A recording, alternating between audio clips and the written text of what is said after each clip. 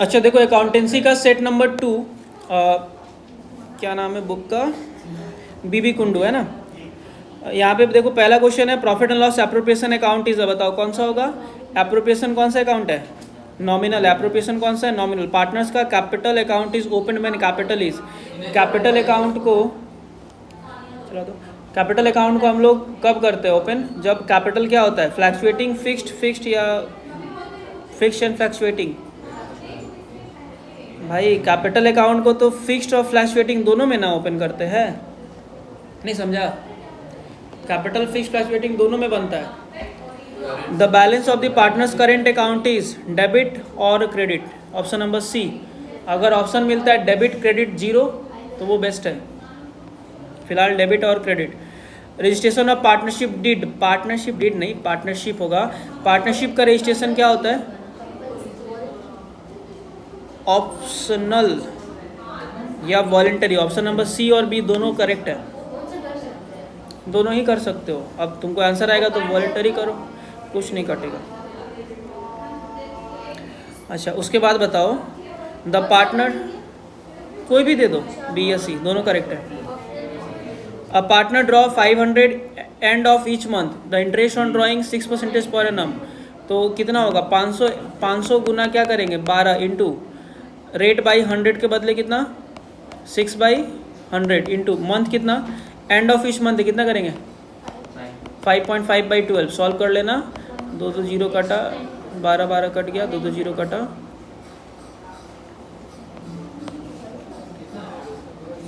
मैंने 55 गुना 5/10 कितना आ रहा है, देख लो 195, जो भी आएगा लिख देना। 6 number, closing balance of profit and loss appropriation account is transfer to the, बताओ कहाँ चला जाता है,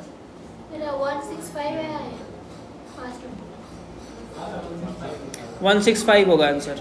कैलकुलेशन ठीक से करो,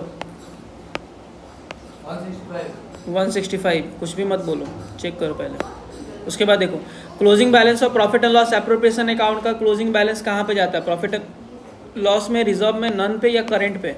सो कैपिटल ऑब्लिक करेंट, तो कैपिटल ऑब्लिक करेंट कैपिटल में जाएगा जब कैपिटल अकाउंट क्या रहेगा फिक्स्ड, और जब फ्लैक्चुएटिंग, जब फिक्स्ड होगा तब करेंट में जाएगा, फ्लैक्चुएटिंग होगा तो कहाँ जाएगा कैपिटल, दोनों ठीक है। In absence of partnership deed, interest allowed on the partners capital क्या होगा, हाँ नो होगा, नो, इंटरेस्ट ऑन कैपिटल है दीदी, लोन नहीं है, हाँ एक का है।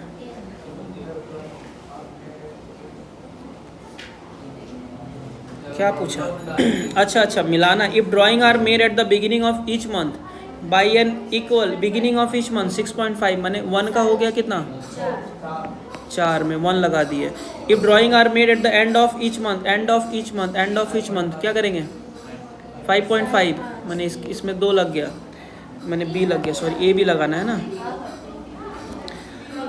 Beginning of each quarter 7.5 C number, और ये डी, बाकी देख लो ऑप्शन जो होगा मिला लो। उसके बाद बताइए, ये interest on loan, interest on loan ये गलत है थोड़ा सा, है ना, 2 बार इंटरेस्ट ऑन लोन दिया गया।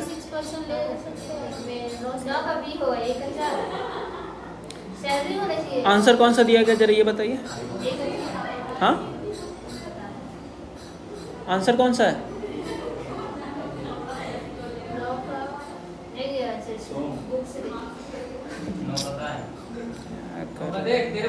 क्या कर रहा है,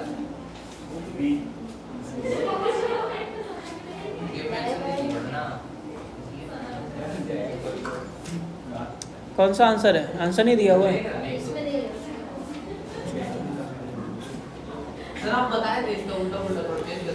एक तो को सैलरी कर देंगे ना हम, छोड़ो नहीं मिला तुम लोग छोड़ दो, दूसरे वाले को सैलरी कर दो और मिला लो। देखो एक को सैलरी कर दो, इंटरेस्ट ऑन लोन 6% सैलरी का ये कर दो, डी दिया हुआ है क्या आंसर, बी नंबर 1 का 4, हाँ तो 1 नंबर को सैलरी कर दो, फिर अपने आप मिल जाएगा। फिर 1 नंबर जो है ना ये सैलरी होगा, मेरे बुक में चेंज करना, तो सैलरी 1 का 4, 1 का 2 का 1, profit sharing ratio equal, partnership act 1932। उसके बाद मिला लो ऑप्शन नंबर बी,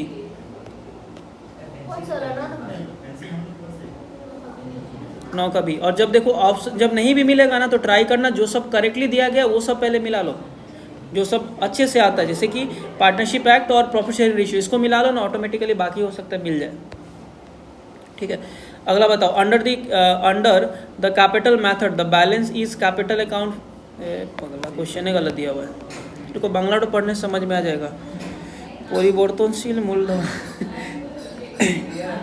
पढ़ के समझने का कोशिश कर रहे हैं, मेरे को नहीं आता है। बोलिए ना, परिवर्तनशील मूलधन। परिस्थितिते নাকি পরিবর্তনশীল মূলধনের সময়ে সময়ে পরিবর্তনশীল। अच्छा बंगाली भी गलत ही दिया हुआ है। नहीं हमको लगा कि इंग्लिश तो इनकरेक्ट दिया होगा, बंगाली तो सही होगा, बट दोनों ही गलत दिया गया क्वेश्चन, छोड़ दो। बंगाली पढ़ने आता है?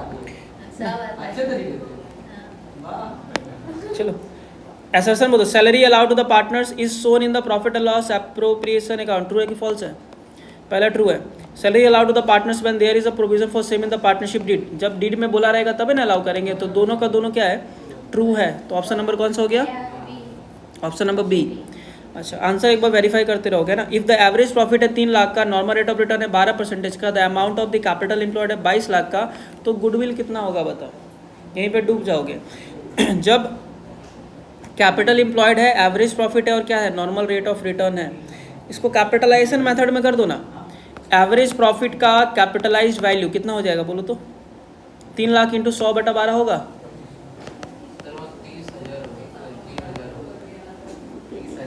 30,000 होगा क्या? 3 लाख इंटू 100/12 करो ना पहले, बताओ। 30,000 दिया। और बंगला में 30,000 दिया हुआ क्या? तो थोड़ा गलत है सब शायद, है ना? 3 लाख रहेगा तो ऑप्शन बहुत ज़्यादा अमाउंट आ जाएगा। हाँ ये 30,000 ही है, बंगाली वाले में गलत है ना, सॉरी इंग्लिश वाले में गलत है। तो 30,000 इंटू 100/12 करो, कितना आ रहा है?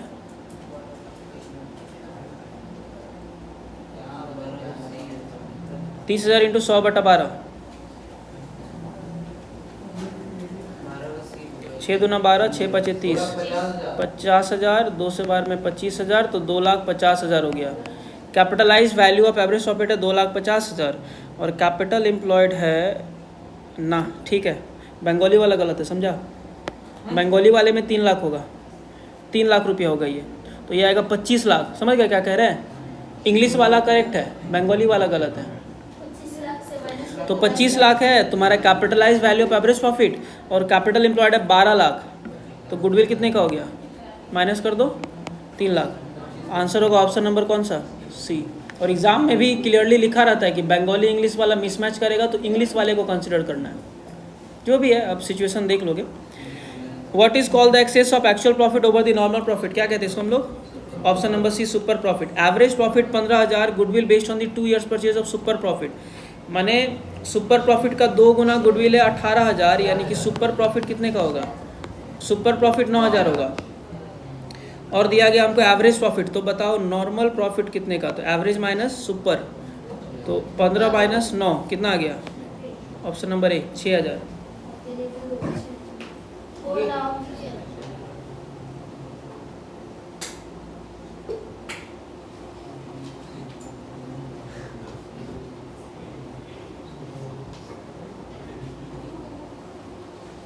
चलो उसके बाद नेक्स्ट चले आते हैं हम लोग। The value of goodwill increase with the dash of the firm, बताओ। Increase in profit 6,000। गुडविल बढ़ेगा जब फर्म का क्या बढ़ेगा? प्रॉफिट। अच्छा द लेटेस्ट कंपनीज एक्ट कब का है? 2013 का है, ठीक है। The feature of joint stock company is are separate legal entity, perpetual, limited liability, all of this. Option number D, all of this. What is the most important document of the company, company का सबसे important document कौन सा होता है? Memorandum को कहेंगे, ये company का मेन डॉक्यूमेंट है, इसको हम लोग कहते हैं चार्टर ऑफ द कंपनी। कौन सा? चार्टर ऑफ द कंपनी, ठीक है। चलो अगले क्वेश्चन पे चले आते हैं। अगला क्वेश्चन है dash is not required to have minimum paid of capital, किसको मिनिमम पेड ऑफ कैपिटल नहीं चाहिए बताओ? देखो एक बात बता रहे, प्राइवेट कंपनी, लिमिटेड, ओपीसी, किसी को भी नहीं चाहिए और ना ही पार्टनरशिप को चाहिए, बट हाँ बेटर सूट करेगा कौन सा? यहाँ पे ऑप्शन के हिसाब से तो हम पार्टनरशिप को बेटर कहेंगे, है ना। बिना कैपिटल भी पार्टनरशिप में कितना दिया होगा? हो सकता है ना। ऑप्शन क्या है? आंसर में बी दिया है, आंसर में बी है। प्राइवेट कंपनी में गलत है आंसर। आंसर चेंज करता हूँ, ए होगा ना? मेरे बुक में चेंज करोगे। हाँ ऑप्शन नंबर ए होगा। बताओ ऑथोराइज कैपिटल वन का सी लेस देन और इक्वल टू इशूड कैपिटल ना, called up capital greater than और इशूड कैपिटल। 1 का हो गया सी, कॉल्ड अप कैपिटल 3 का बी इशूड का पार्ट होगा, लेस देन और इक्वल टू इशूड कैपिटल। नहीं, सब्सक्राइब कैपिटल, 2 का डी होगा ना? अच्छा 4 का देखो ना, 4 का रिजर्व कैपिटल है, only called up at the time of winding up. 4 का बी होगा। सब्सक्राइब कैपिटल 4 होगा। ए होगा लेस देन और equal to subscribe capital. Sir वो ऑप्शन बी होगा। 1 मिनट, डी होगा। 2 का, डी होगा 2 का डी होगा। हाँ 2 का तो डी चल जाएगा ना। कॉल्ड अप कैपिटल सब्सक्राइब का लेस देन और इक्वल, बचा क्या 3 नंबर। सब्सक्राइब कैपिटल हो जाएगा लेस देन और इक्वल टू इशू कैपिटल। अब इसके हिसाब से देख लो ऑप्शन कौन सा। डी। उसके बाद बताओ the account which is to be debited to the interest on debenture account. अच्छा जब इंटरेस्ट ऑन डिवेंचर देंगे तो एंट्री क्या हो जाएगा? Interest on debenture account debit to debenture holder होता है। क्या होता है? Interest on debenture to debenture holder. तो डेबिट किसको करते हैं हम लोग? इंटरेस्ट ऑन डिवेंचर को। Interest on debenture account A होगा ना? ए ऑप्शन नंबर ए होगा।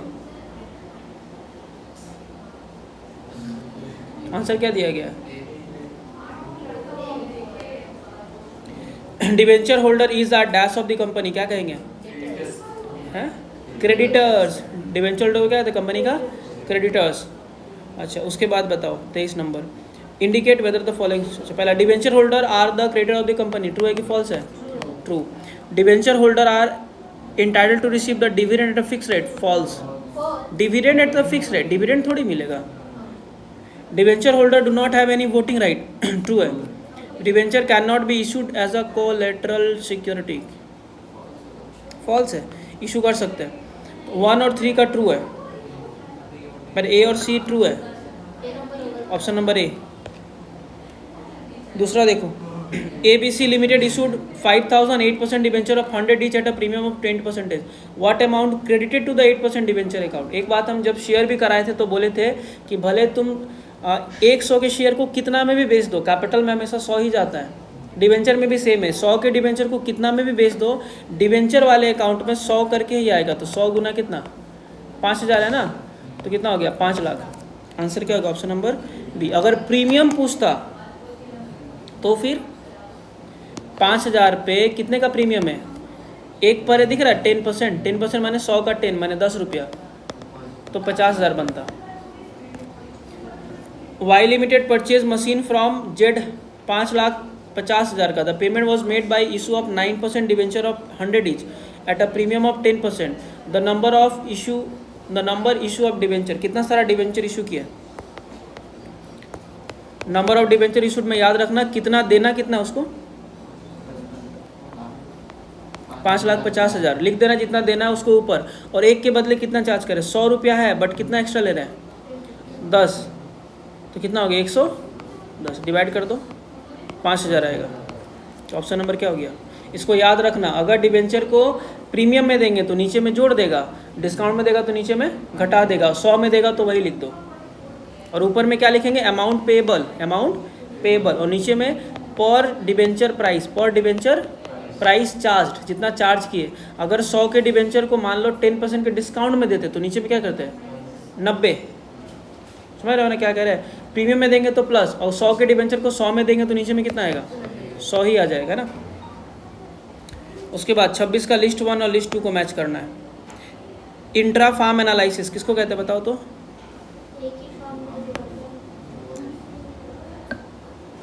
सेम का ऑप्शन नंबर 2 तो लग रहा है, ठीक है। इंटर फार्म फॉर्म अलग। Comparison of value of one firm with that of the another, तो ये बी का क्या हो गई? 4। हॉरिजॉन्टल और वर्टिकल, वर्टिकल में क्या होता है? हॉरिजॉन्टल में figures of the single year are considered. 4 का सी। अच्छा सी में देखो, वर्टिकल में क्या करते हैं हम लोग? वर्टिकल में सिंगल ईयर के कंपैरिजन करते थे, याद है वर्टिकल में? सिंगल अलग अलग इसमें हो गया सी और इसमें बन गया कौन सा फिर? डी। बस फिर मैच कर लो। नहीं इसमें डी नहीं, इसमें कौन सा बचा? ऑप्शन सी को डी। अच्छा ये वाला बी है ना, ठीक। कितना नंबर बना? बी ना C? Option number B 27। Which one of the following is not the tool of financial statement analysis? कौन सा टूल नहीं है बताओ? रीवैल्यूएशन अकाउंट, क्योंकि ये एडमिशन रिटायरमेंट में बनता है। बाकी सबके बारे में पढ़े थे, कॉम्परेटिव, कैश फ्लो, रेशियोज वगैरह। Which of the following is not the limitation of financial analysis? कौन सा लिमिटेशन नहीं है? Identifies the reason for changes, ये लिमिटेशन थोड़ी, ये तो फायदा है ना, क्यों बदला?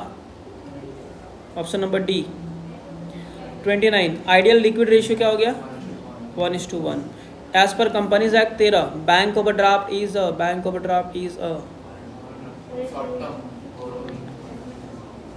इसका आंसर देखो, कैश एंड कैश इक्विवेलेंट भी है। बैंक ओवरड्राफ्ट को मानता है कैश एंड कैश इक्विवेलेंट भी। क्या माने? शॉर्ट टर्म बोरोइंग माने क्या? शॉर्ट टर्म सी, ठीक है, तब शॉर्ट टर्म बोरोइंग याद रखना। बहुत सारे बुक में इसको कैश एंड कैश इक्विवेलेंट भी मानता है, तो शॉर्ट टर्म बोरोइंग कर दो, है ना। बैंक ओवरड्राफ्ट क्या है? Short term. बैंक ओवरड्राफ्ट क्या है? Short term borrowing. अब याद रखना ये है ना, कैश फ्लो वाला चैप्टर अगले सेमेस्टर में करेंगे, तब हम लोग इसको शॉर्ट टर्म बोरोइंग माने करंट लायबिलिटी ही मान के करेंगे। शॉर्ट टर्म बोरोइंग का मतलब ही करंट लायबिलिटी। क्रेडिट सेल है, बताओ। क्रेडिट सेल 75% है कैश का, अगर टोटल सेल है इतने का तो कैश सेल कितने का बताओ? कैसे बैठाएंगे? देखो 75 क्रेडिट सेल है, 75% किसका? कैश का। तो कैश को कितना मान लिए? ध्यान से देखो, कैश हो गया 100, क्रेडिट कितना? 75। अच्छा ये 3,50,000 क्या है? टोटल ना है, क्या है? टोटल है। तो नीचे में टोटल माने कितना? 100 + 75 क्यों नहीं, कितना? 100। निकालना क्या है? Cash cell. कैश सेल कितने का है ना, समझी? ऊपर में 100, कितना आ रहा है? 2 लाख। ठीक है, तो आंसर हो गया कौन सा? Option number B 32। Which of the following is the tool of financial statement analysis? कौन सा टूल है? Trend analysis. ये क्वेश्चन आ चुका है। कैश फ्लो ट्रायल बेस तो बहुत पहले बनता है, तो trend analysis. 33। Indicate whether the following statement are true. पहला, liquid ratio use to judging the short term डेप्ट रिपेएबल कैपेसिटी। हाँ, लिक्विड में तो शॉर्ट टर्म ही आएगा ना, ट्रू है। Efficiency ratio indicate the long term डेप्ट रिपेएबल कैपेसिटी। एक मिनट, दूसरा वाला देखते, छोड़ो। Third, profitability ratio indicates the profit earning capacity. Option number ये ट्रू है। Net profit ratio is example of mixed ratio. Net profit ratio, ratio याद है? मिक्स्ड रेशियो क्या होता है?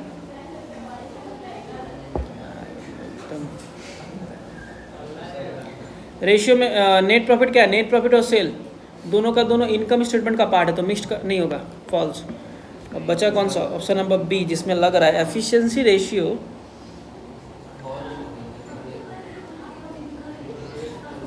अच्छा, आंसर के हिसाब से मिलाओ ना, ए और सी का ट्रू है।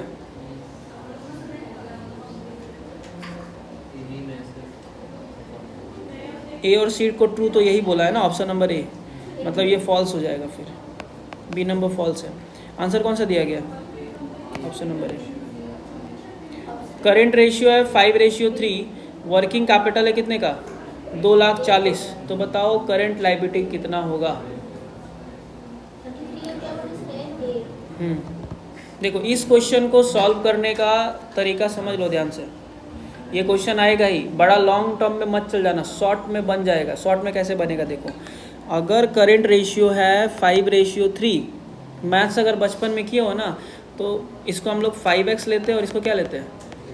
या उतना भी छोड़ो ना, डायरेक्टली करो ना। देखो डायरेक्टली कैसे बैठाओगे? ये क्या दिया गया ये देख लो पहले। यहाँ पे क्या दिया? वर्किंग कैपिटल कितने का है? 2 लाख। अब इसको डिवाइड कर दो, दोनों का डिफरेंस है 5 और 3 का डिफरेंस कितना हो गया? ठीक है, क्यों डिफरेंस है? क्योंकि इसका मतलब ही होता है, वर्किंग कैपिटल का मतलब ही current assets minus current liability. अब सुनो पहले ध्यान से, ऊपर में वर्किंग कैपिटल लिख दो, नीचे में डिफरेंस से डिवाइड कर दो, कितना आया? 1,20,000 आया। ये आंसर अभी नहीं है। 1,20,000 से क्या निकालने बोला वो देखो। अगर तुमको बोलेगा करंट एसेट्स निकालो तो 5 से गुना करना, और करंट लायबिलिटी बोलेगा तो 3 से। क्या पूछा है? करंट लाइबिलिटी, तो 3 से गुना कर दो, 12 तिया 36, 3,60,000। समझ गए? तो जितना बार प्रैक्टिस करना हो ये वाला करके जाना, ये आता बहुत बार है, ये देगा ही क्वेश्चन में। समझ गए?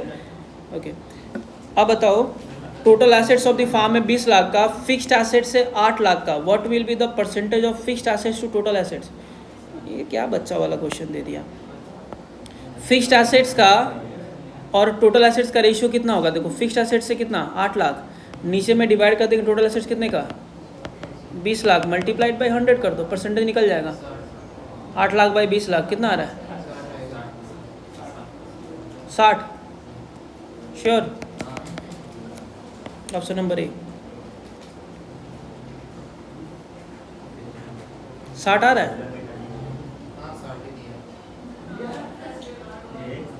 यहाँ कैलकुलेशन करके कितना आ रहा है वो देखो, 8 दूना 16, 8 पचे 40, 2.5 ना, 40% आएगा।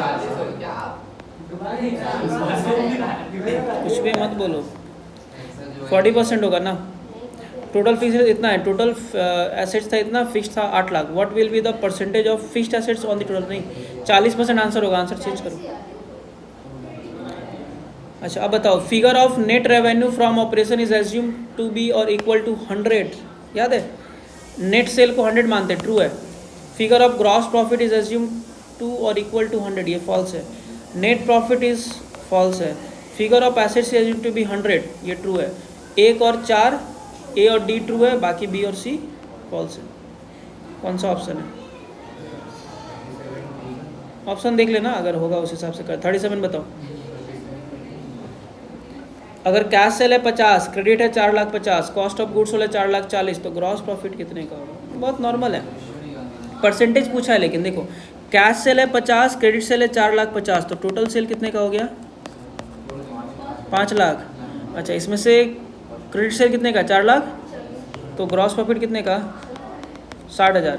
तो जीपी रेशियो कितने का? 60,000 बाई सेल, सेल कितने का? 5 लाख। जीपी रेशियो बोला ना, तो 6 पचे 30, सॉरी कितना आएगा, काटो तो 5 छक 30, 0.6 आएगा। मैंने 6 कितना परसेंटेज आ रहा है? 12% क्या? ठीक हो गया, 5 छक 30 और 0.6, हाँ ठीक है 12। इसमें बताओ क्विक एसेट्स का फॉर्मूला कौन सा होगा? करेंट एसेट्स में से स्टॉक और क्या हटा देना? Prepaid expense. ये बताओ 39 का एवरेज स्टॉक है 75, stock turnover ratio based on the cost of goods sold है 12। अगर जीपी है 12% का, तो प्रॉफिट कितने का होगा? कैलकुलेशन डुबा देगा तुम लोग, हमको लग रहा है। एवरेज स्टॉक है, क्योंकि ध्यान दे ही नहीं रहे, एवरेज स्टॉक है 75,000 का, स्टॉक टर्नओवर रेशियो 12 टाइम, तो COGS कितना निकलेगा? हालांकि सेल्स निकल, COGS कितना निकलेगा? 75,000 गुना 12, याद है ना फॉर्मूला? दिमाग में रखोगे, गुना करो, कितना आ रहा है? 84 और 60, 9 लाख। COGS कितना आ रहा है? कॉस्ट ऑफ गुड्स सोल्ड है 9 लाख। अच्छा, प्रॉफिट पूछा गया, प्रॉफिट 20% किसके ऊपर है? सेल के ऊपर है, बट 9 लाख क्या है? कॉस्ट है ना, तो 9 लाख के ऊपर 20 बाई कितना करेंगे? सेल्स पर 20 है, तो कॉस्ट पर कितना होगा? सेल्स अगर 100 है, प्रॉफिट है 20, तो ये तो 80 ना होगा, तो 1/4, 4 दूना 8, 2,25,000, ऑप्शन नंबर बी। अगर कंपनी का रेवेन्यू फ्रॉम ऑपरेशन सेल है 20 लाख का, कॉस्ट ऑफ सेल है 14 लाख का, इनडायरेक्ट खर्चा इतने का, तो ग्रॉस प्रॉफिट कितने का? जीपी कैसे निकालोगे बोलो तो? इसमें सेल में से कॉस्ट ऑफ गुड्स सोल्ड कितना? 14 लाख को माइनस कर दो, कितना आ गया? यही ग्रॉस प्रॉफिट है। इनडायरेक्ट खर्चा आई भी नहीं करता, इनडायरेक्ट तो प्रॉफिट एंड लॉस का पार्ट है, तो आंसर कितना होगा? Option number D.